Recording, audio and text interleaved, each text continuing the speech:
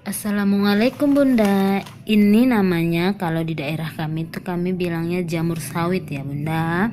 Jadi seperti judul kita, bagaimana caranya jamur sawit ini dimasak besok masih fresh, masih enak untuk dikonsumsi besok harinya. Jadi ini tuh malam hari di sini Bunda. Jadi masaknya kita rencananya besok pagi.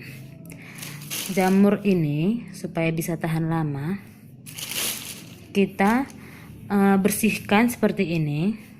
Ini kulit-kulitnya ya yang telah kita buang. Ini tidak dikonsumsi. Setelah bersih dari kulit-kulitnya ataupun kotoran yang lainnya, kita cuci. Ini Bunda sudah dicuci ya Bunda. Jadi kita tinggal masukkan ke kulkas. Setelah dibersihkan, dicuci bersih, terus masukkan ke kulkas. Jadi dia lebih tahan lama. Jadi kalau kita nggak prosesin seperti ini, jadi ini jamur ini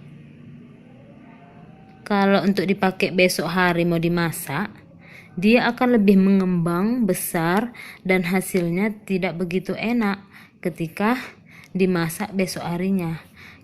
Karena ukuran jamur sawit ini yang enak dikonsumsi, enak rasanya seperti ayam ya Bunda. Kalau Bunda pasti pernah makannya ya.